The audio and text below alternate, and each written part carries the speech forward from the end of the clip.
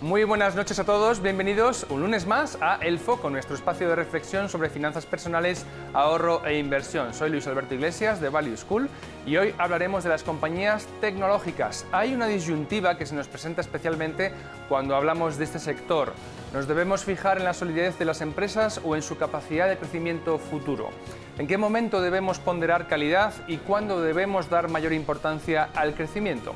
Conversaremos sobre ello con dos expertos y, como todas las semanas, contaremos también con recomendaciones de lectura y enseñanzas de psicología para inversores. ¡Empezamos!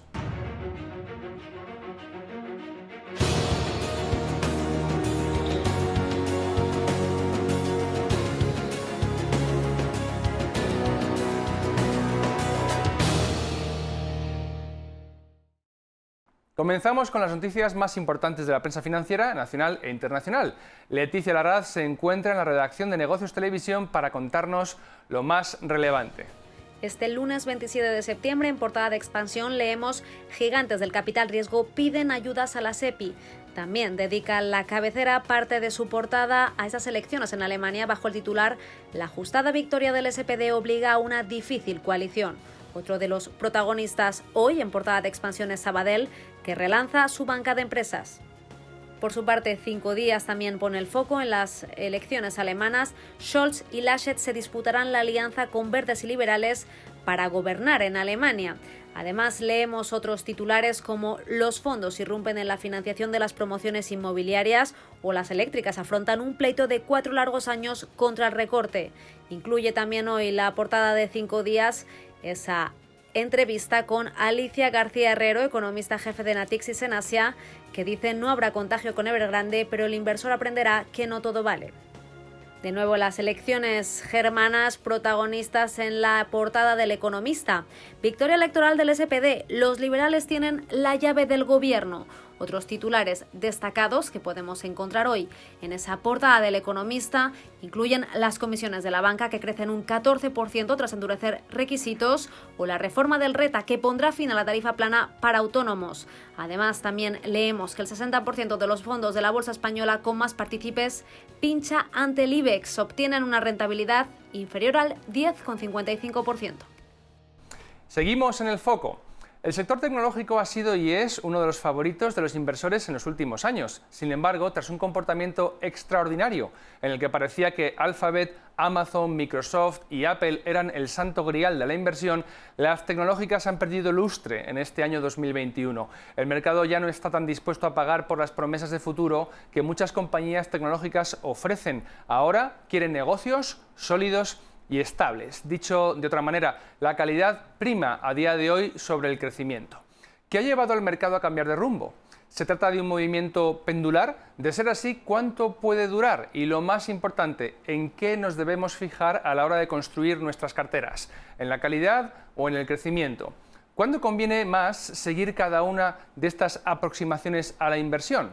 Para responder a estas y otras preguntas, contamos hoy con Carlos Valcarreres, gestor de True Value Europa, y Julián Pascual, presidente y gestor de Buy and Hold.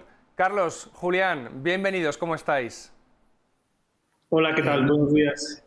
Gracias por aceptar la invitación, Carlos, Julián. Y la primera pregunta va a ir para ti mismo, Julián. Julián, ambos sois inversores a los que desde luego no os importaría la etiqueta de valor, inversores en valor.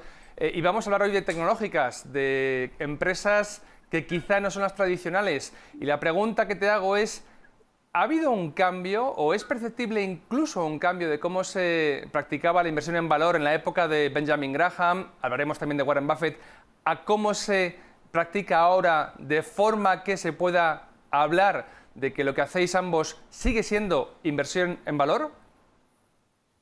A ver, sí que efectivamente ha habido un cambio. Yo creo que en este cambio un hito muy decisivo fue hace 3-4 años, cuando Warren Buffett compró una posición en Apple, que se ha multiplicado por 3 o por 4 y ahora es con diferencia la posición más importante de su cartera. En el mundo de la inversión de valor, digamos, si lo miramos con más perspectiva, ha habido un cambio a lo largo de... Empezó a principios del siglo XX con Benjamin Graham una aproximación a la inversión muy cuantitativa, de comprar algo por debajo de valor intrínseco y considerando el valor intrínseco como una suma de activos, una suma, pues sumando la caja de la empresa y los activos inmobiliarios y tal. Si compro por debajo de eso, pues gano dinero. Y esta fue la aproximación inicial de Warren Buffett, porque de hecho fue discípulo, era alumno de Benjamin Graham, pero con el tiempo se fue dando cuenta rápidamente, sobre todo cuando conoció a Charlie Munger, que es su socio actual, se fue dando cuenta de que esa aproximación, aunque es rentable, es mucho menos rentable que comprar empresas que normalmente se denominan de calidad, o sea, con fuertes fundamentales de tipo intangible. Y en esas empresas, si las compras y las mantienes, los resultados son mucho mejores a largo plazo. Entonces, vale, ahí se produce un cambio. De hecho, la cartera que tiene Warren Buffett, que luego podemos comentar, es una cartera que no es barata. O sea, la mayor parte de los valores no tiene multiplicadores bajos. Pero en los últimos años ya se ha producido todavía un cambio mayor cuando él pasa a comprar Apple. Porque, digamos, la tecnología ha pasado a ser muy dominante hoy día. Es el sector más importante en la economía e incluso en peso en los mercados. Si renunciamos a invertir en tecnología, en cierto modo estamos renunciando a invertir en la economía tal como funciona hoy día. Entonces, de hecho, el señor Warren Buffett cambia. O sea, aunque él dice que no... Había una frase muy suya que yo creo que ha generado mucho daño en la inversión en tecnología, y es que él decía que la tecnología era muy complicado, que no se podía invertir. Lo estuvo repitiendo muchos años y de repente en el año 98 compró una posición muy importante en Apple y ha multiplicado por 3 esta posición y la sigue manteniendo. Entonces esto pues claramente ha cambiado. Muy bien, Carlos, cuando hablamos de empresas tecnológicas, ¿a qué nos estamos refiriendo exactamente? ¿A empresas que crean tecnología o a empresas cuyo negocio hace un uso intensivo de la tecnología que crean otras empresas? Sí, yo creo que Julián ha explicado muy bien que no se puede estar ajeno a la tecnología o si hablamos no solo del momento actual, sino en general, que uno tiene que estar muy en el día de las tendencias, de los grandes cambios tecnológicos que se producen en la economía, ¿no? Entonces yo creo que valga la redundancia, la tecnología o mejor dicho la digitalización hoy en día es un cambio tecnológico que está afectando a todas las industrias. Luego podremos hablar de este concepto más ampliamente si queréis, pero nosotros le llamamos la teoría de las derivadas, que hay una primera derivada que son esas compañías que producen el cambio tecnológico. Luego hay unas compañías que son las que hacen posible que ese cambio se lleve a la economía en general, a todas las industrias, que es lo que nosotros llamamos las responsables de la implantación, ¿no? del proceso tecnológico.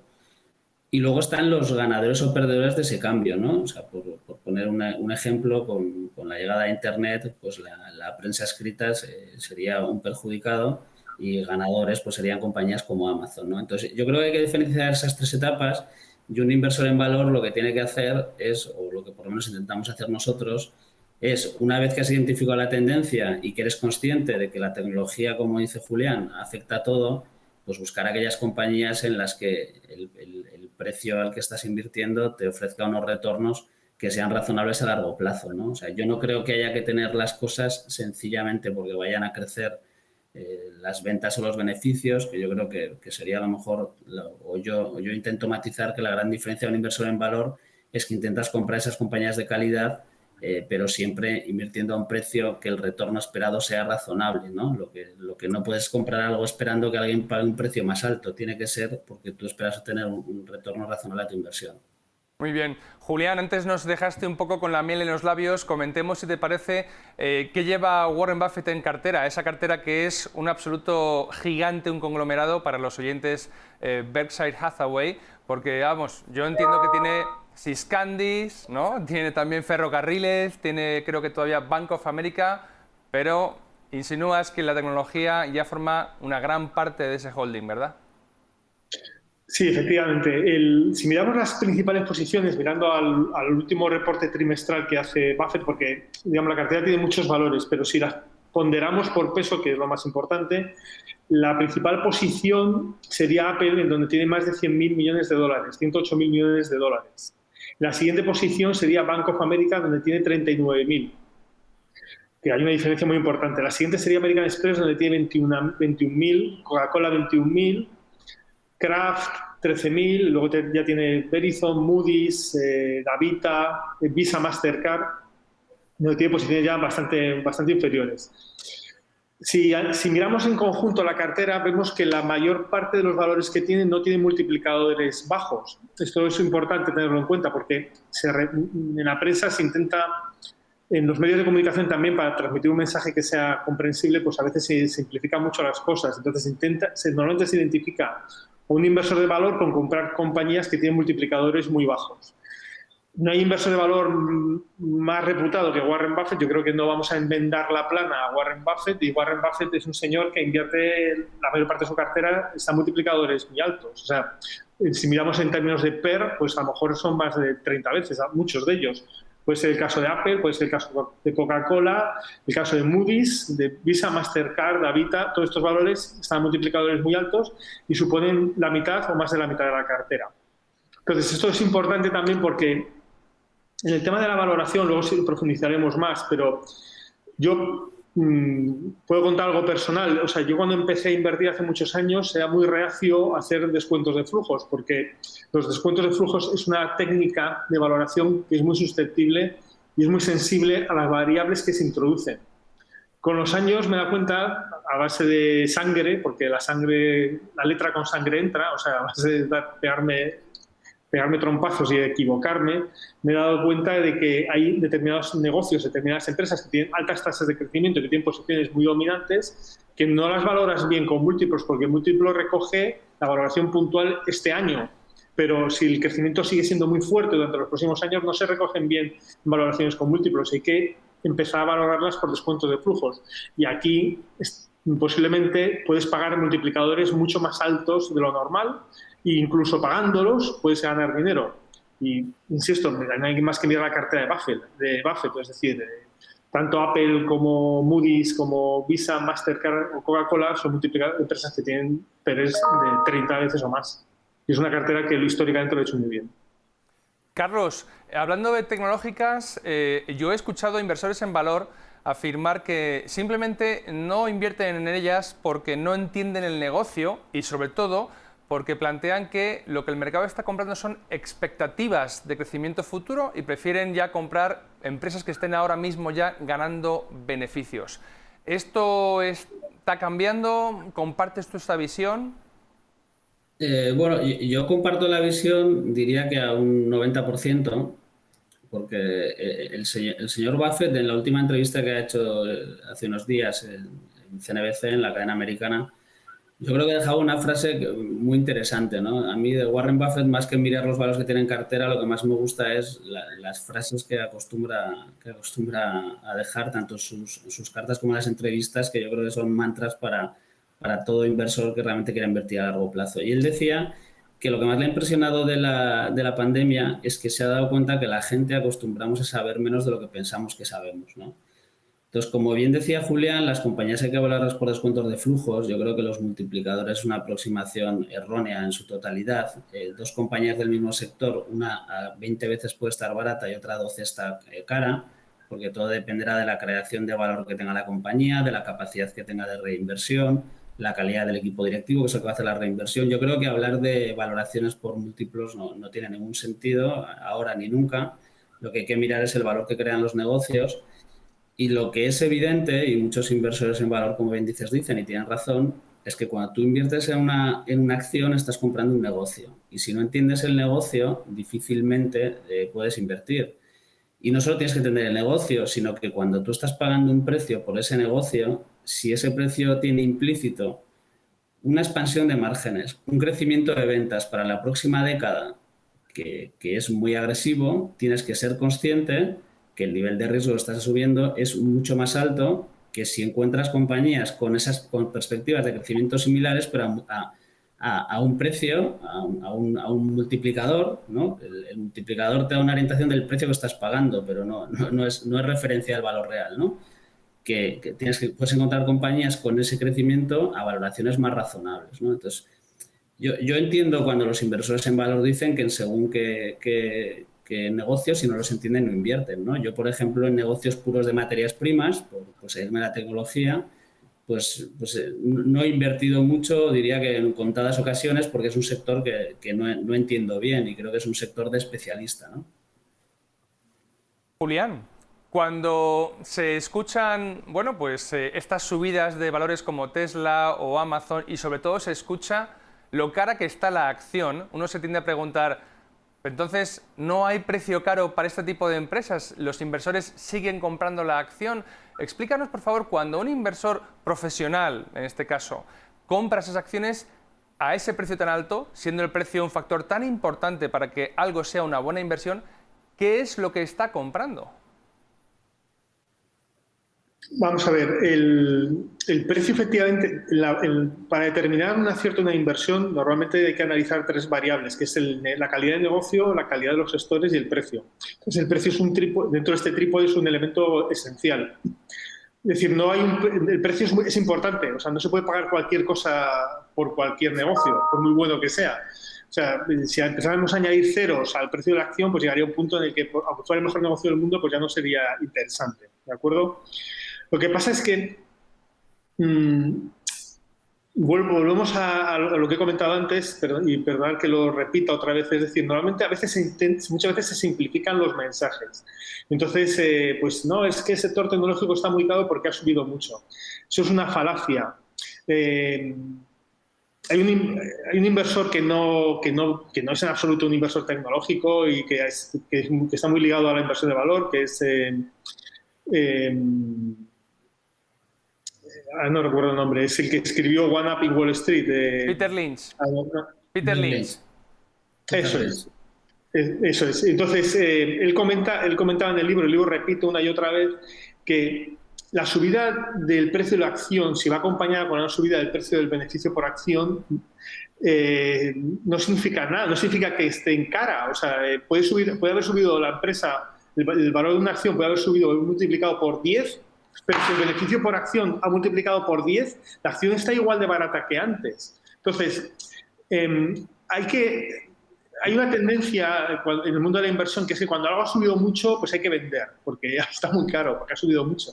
Y es un gran error. De hecho, yo creo que los mayores errores que he cometido yo no han sido tanto ventas de empresas que han ido mal, sino ventas de empresas que han ido bien, porque voy a poner un ejemplo. Si yo tengo una posición de un 5% en un valor, si el valor va muy mal, como mucho puedo perder un 5%. Eso es muy raro porque significaría una quiebra completa de la empresa, pero fácilmente pues, puedo perder la mitad, a lo mejor puedo perder un 2 o un 3%.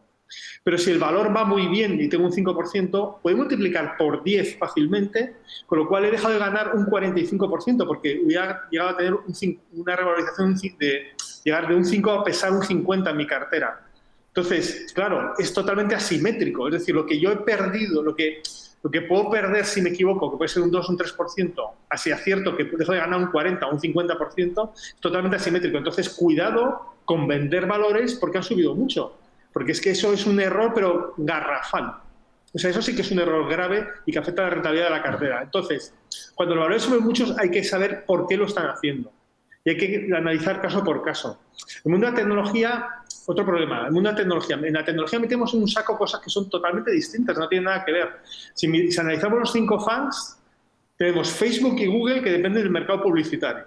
Totalmente. Con 2 vehículos distintos, uno de búsquedas ligado a la inteligencia artificial y otro de redes sociales, pero al final depende del mercado publicitario. Microsoft, que es una empresa de software de empresas, casi de tipo monopolístico. Apple, que es una empresa de gama alta de productos de consumo, con un negocio que se está desarrollando de servicios, pero fundamentalmente es una empresa de marca clásica de gama alta, de productos de consumo. Y Amazon, que es una empresa que está ligada al comercio. Es comercio puro y duro, no es ni publicidad. Bueno, está desarrollando el negocio publicitario, pero la mayor parte de negocios es comercio. Entonces, son negocios totalmente distintos. Hay que analizar los fundamentales caso por caso. Entonces, hay empresas de tecnología que han subido mucho sin que los soporten los fundamentales, igual que suben, pueden caer, pero estas 5 empresas que hemos comentado, que tienen unos fundamentales fortísimos, que tienen posiciones de tipo monopolísticas o oligopolísticas, a pesar de todo lo que han subido, posiblemente no estén caras. Luego, más adelante, podemos comentar algún caso concreto. pero no porque han subido mucho están caras. Y si vendemos porque han subido mucho, posiblemente podemos cometer uno de los mayores errores en inversión, y que yo lo he experimentado en mi vida. Yo he vendido muchos valores que he visto multiplicarse por 3, 4 y 5 veces posteriormente. Eso sí que ahí sí que se pierde dinero, se deja de ganar. Es mucho más de lo que puedes perder porque te has equivocado en una inversión y puedes perder un 1 o un 2% de valor. Cuando dejas de vender algo realmente valioso, ahí cometes un error gordo. Muy bien. Carlos, me gustaría que dedicásemos unos minutos a comentar algo a lo que has aludido muy de pasada en alguna respuesta anterior. La creación de valor, ¿de acuerdo? Que has insistido en ello, y también has mencionado la teoría de las derivadas. ¿Cómo utilizáis en la gestión de tu fondo la teoría de las derivadas y qué quieres decir con invertir en creación de valor? Sí, yo creo que cuando antes comentábamos la gran evolución de Buffett sobre Graham, es que así como Graham invertía sencillamente en algo porque pensaba que el precio no recogía el valor de los activos, Buffett empieza a invertir en el retorno que las compañías generan sobre esos activos, ¿no? Empieza a tener una mentalidad más empresarial, más de analizar el negocio, y de ahí viene el concepto de creación de valor. El concepto de creación de valor es sencillamente el uso que se hace del beneficio de las compañías, ¿no? Una compañía, el beneficio que tiene, bien lo puede destinar a pagar dividendos. Si tienes un retorno sobre tus fondos propios del 10%, cotizas a 4 veces valor en libros y pagas el 100% en dividendos, la creación de valor es solo de un 2,5%. Sin embargo, si eres una compañía que tiene un retorno sobre los fondos propios del 20% y es capaz de reinvertir el 100%, la creación de valor sería el 20%.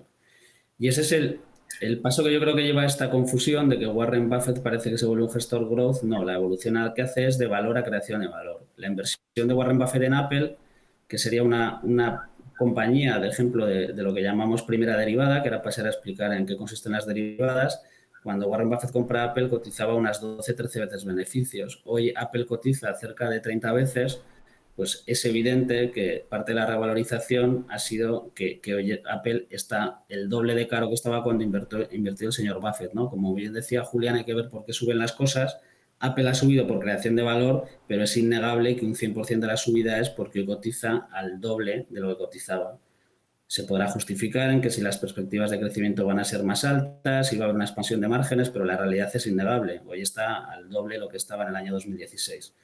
Entonces, la teoría de las derivadas lo que pretende es que una vez que identificas una gran tendencia, en lugar de ir donde va la mayoría de la gente, que es al cambio tecnológico, a intentar ver quién es la compañía que va a tener el mejor software de lo que sea, ¿no? Para comercio electrónico, la compañía que está liderando un oligopolio, un monopolio con unos márgenes que ya veremos si son sostenibles o no. Uno intenta irse, como explicaba antes, a aquellas compañías que van a hacer posible que esa nueva tecnología, ese avance tecnológico, llegue al resto de la sociedad, al resto de industrias, ¿no?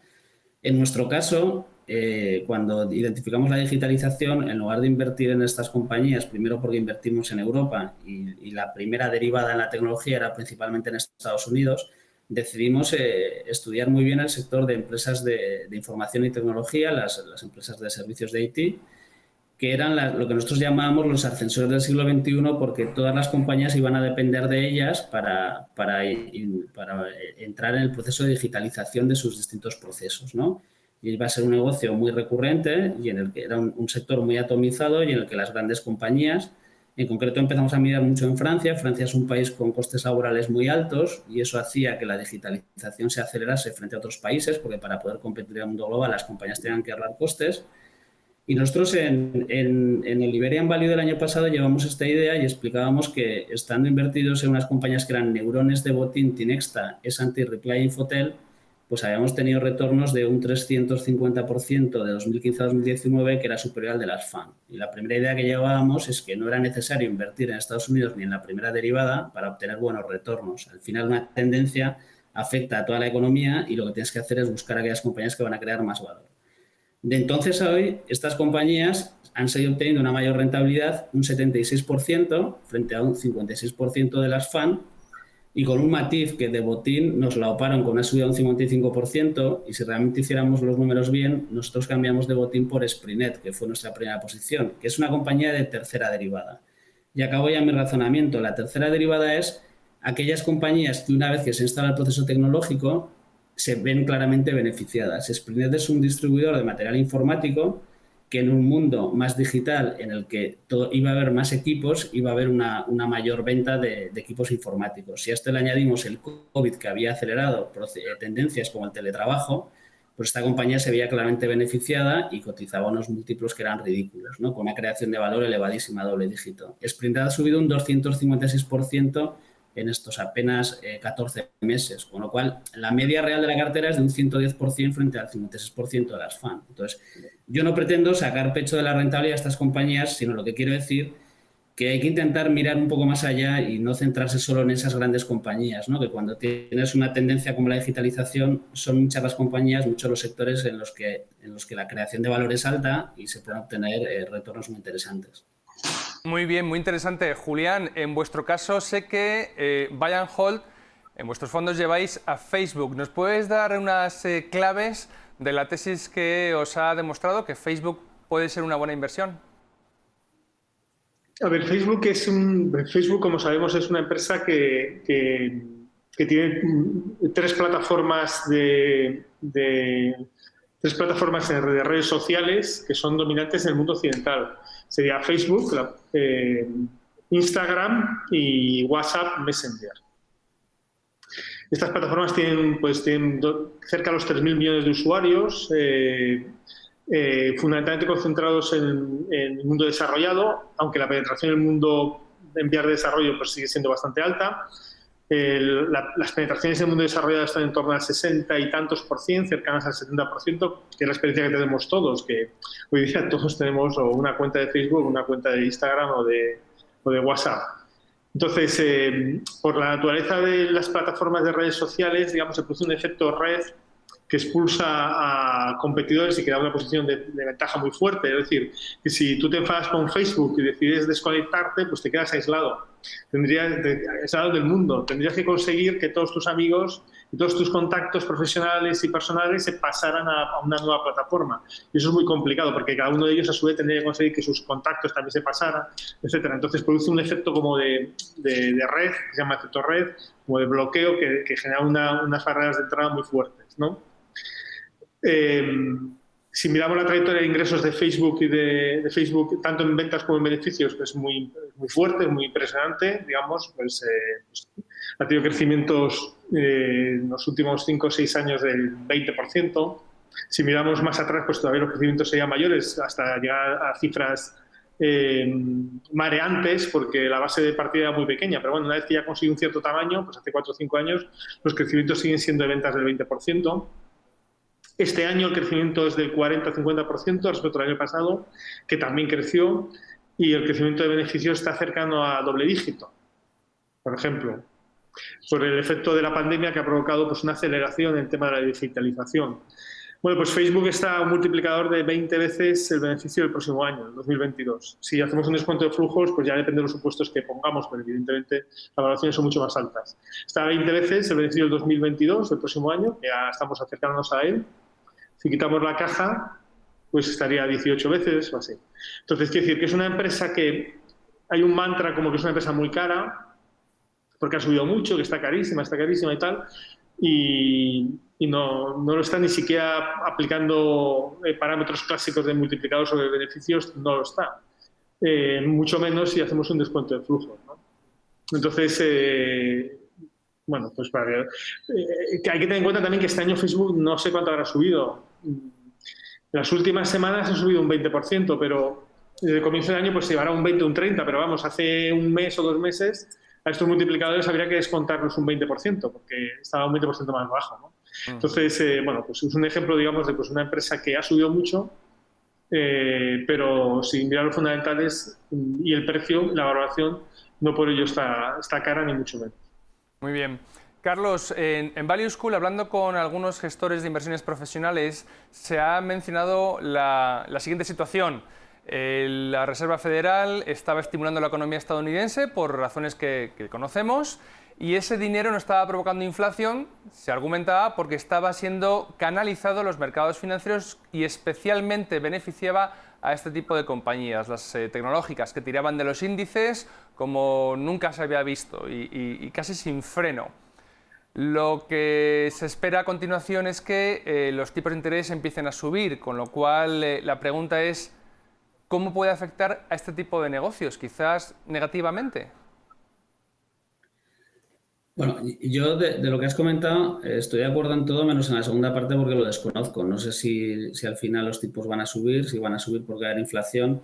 Lo que es evidente que llevamos más de una década, ¿no?, con tipos a la baja, y cuando uno hace un descuento de flujos, si uno asume esos tipos más bajos, pues te puede salir de precio lo que quieras, ¿no? Entonces, si esto le unimos lo que también comentaba Warren Buffett en su última, y Charlie Munger, los dos han criticado duramente todas estas plataformas de trading, que lo que han hecho es democratizar en exceso la inversión, ¿no? Yo creo que todos hemos visto que cuando entras en muchos periódicos online te salen anuncios de cómo ganar un sueldo con Amazon, cómo ganar un sueldo con Google.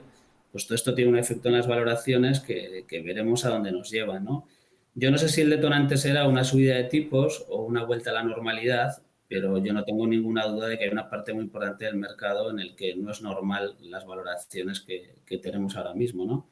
Pero esto el tiempo lo dirá, no los tipos altos o bajos. Sencillamente, con el paso del tiempo, se verá si con los precios que se están pagando hoy en día en según qué compañías, los retornos son los retornos lógicos por invertir en renta variable, por ser copropietario de un negocio, o sea, otro tipo de retornos, ¿no? Hemos tenido a lo largo de la historia, hemos tenido como ese exceso de amor de los inversores por las compañías de calidad, pues luego nos llevan a periodos de retornos bajos, ¿no? Me vienen a la cabeza, por ejemplo, las Nifty 50, lo que pasó pues, con la famosa burbuja.com, ¿no?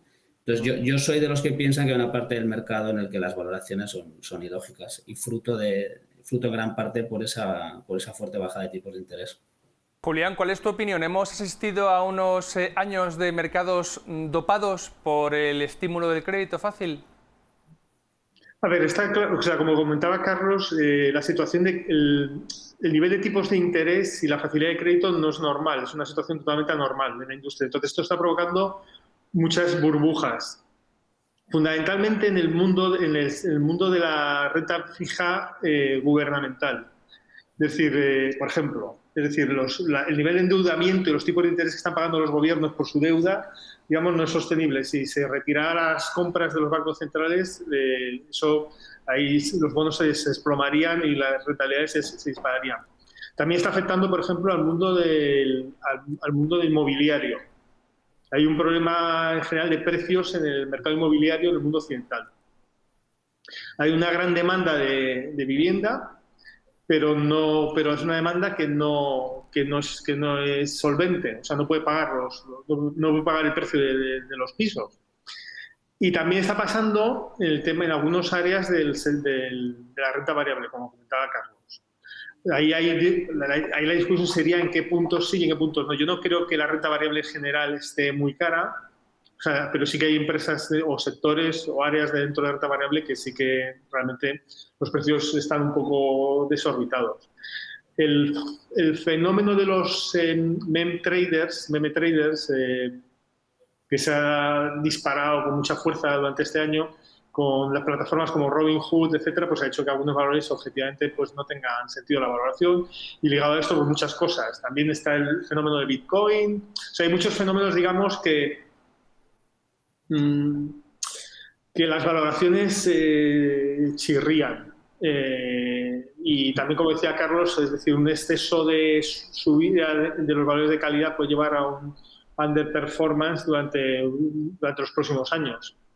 Lo que pasa es que es importante distinguir caso a caso, ¿no? Antes he puesto el ejemplo de Facebook, un ejemplo de una empresa que, por mucho que ha subido, si miramos la valoración no está cara, ni por multiplicador ni por descuento de flujos. Pero hay otras empresas que sí que han subido mucho y que las valoraciones no están nada claras. Y ya en áreas como el sector inmobiliario, sobre todo deuda pública, ya no quiero ni contar, ¿no? Pues, vamos, las valoraciones actuales, ¿dónde están? Y eso es posible que acabe mal. El detonante, como comenta Carlos, es imposible saber. Pero en algún momento aparece un detonante de la forma menos esperada y que provoca una corrección fuerte. Siempre funciona así. No sabemos si será la subida de tipo de interés o cualquier otra cosa. Muy bien, los dos sabéis... Sí. Luis Alberto, si me permites, por favor. Yo creo que Julián ha apuntado varios temas que yo había obviado, y creo que los dos nos hemos dejado, si me permite, Julián, un tema que es muy importante, porque él comenta que el caso particular de Facebook, que es una compañía que ha analizado y que realmente ve que va a crear valor, Pero lo que yo creo que también ha sido un detonante para estas burbujas que comentaba Julián es el tema de los ETFs y la gestión pasiva, ¿no? Yo creo que así como Julián antes nos ha explicado por los motivos por los que ve que Facebook es una de esas compañías grandes que está en un índice, pero que en los próximos años va a crear valor, yo creo que ese exceso de liquidez ha llevado a una sobreinversión en índices y eso ha ocasionado pues, que muchas veces haya compañías que sencillamente suban por estar en un índice, ¿no? Entonces yo creo que la gestión pasiva no es que quiera hacer una defensa a ultranza de la gestión activa, pero yo creo que la gestión pasiva en parte es responsable de esa sobrevaloración de una parte del mercado que no de todo. Como bien decía Julián, hay muchas compañías hoy en día a precios muy interesantes. Desde luego, lo que compartís los dos, las reflexiones son interesantísimas y ya nos acercamos al final de este bloque de tertulia. Sabéis que habitualmente recomendamos justo al final recursos para aquellos espectadores que quieren saber más. Acerca de empresas tecnológicas, yo quiero recomendar vídeos que tenemos en el canal de YouTube de Value School titulados, son 3 en concreto: Intel, Estados Unidos y la guerra de los chips, Amazon, una empresa inmune al coronavirus, y Apple, está en riesgo el negocio de la App Store. Son 3 títulos de 3 vídeos justamente de compañías que aquí en la conversación se han mencionado. Julián, para terminar, ¿algún tipo de recurso, libro, blog, vídeo que recomiendes a quienes quieren saber más sobre los temas que hemos tratado hoy? Por tener una visión distinta, hay un fondo que es de crecimiento fuerte puro, digamos que es Baillie Gifford. Normalmente da entrevistas que son bastante buenas. Es polémico, digamos, es un señor bastante polémico, pero tiene unas rentabilidades extraordinarias. En los últimos 20 años creo que ha multiplicado la cartera por 15 veces el valor de sus fondos, el valor liquidativo. Entonces yo recomendaría que la gente que tuviera interés en esto que mirara en internet Baillie Gifford. Y ahí hay entrevistas en distintos medios y tal, donde hablan los gestores sobre el tema de empresas de crecimiento, tendencias, etcétera, sus visiones, sus apuestas, etcétera. Y yo pienso que es interesante. Es un gestor de growth puro, pero realmente el track record que tiene pues le avala. Muy bien. Carlos, ¿alguna recomendación por tu parte? Sí, yo recomendaría que en este mundo de la inversión, como casi todo en la vida, yo creo que llega un punto en el que hay que ser algo autodidacta, y me explico, en el sentido de que al final uno tiene que intentar estar en el mundo, ver por dónde va el mundo, y sí, tienes que leer a mucha gente, pero tú tienes que ser capaz de ver hacia dónde va el mundo. Y lo que sí que recomendaría es que para eso hace falta tener una base, ¿no? Y para tener esa base que te permita analizar bien las compañías, yo recomendaría, siempre recomiendo el Little Book That Beats the Market de Joel Greenblatt, pero hoy voy a cambiar, porque como hemos hablado, ¿no?, durante todo el programa de cómo están las valoraciones en según qué compañías, yo recomendaría el Little Book of Valuation de Aswath Damodaran, del profesor de universidad norteamericano, que, bueno, hablamos antes de descuentos de flujos de valoración, o quien quiera ampliar directamente el libro de Damodaran on Valuation, que ese ya es un libro mucho más amplio, en el que el que se lo lea va a aprender perfectamente cómo valorar una compañía, cómo valorar los negocios. Y yo creo que esa es la base necesaria, saber de contabilidad y saber de valoración, para luego uno poder ser, decía, autodidacta, decir, ir viendo hacia dónde va el mundo y poder analizar y valorar bien, ¿no? Pero sin esa base, pues es difícil tener buenos retornos a largo plazo. Has mencionado el pequeño libro de Aswath Damodaran, lo presentaremos en Value School a finales de septiembre o en octubre, se ha traducido recientemente al español y ya se puede comprar en España. Y yo quiero recomendar también, antes de concluir, un vídeo que tenemos tuyo en el canal titulado El Value Investing y la teoría de las derivadas, crecimiento y digitalización. Ahí los espectadores pueden tener una clase magistral por parte de Carlos acerca de las cuestiones que ha explicado en este breve bloque de tertulia. Carlos Valcarreres y Julián Pascual, a los dos, muchas gracias por vuestro tiempo. Muchas gracias. Gracias a vosotros.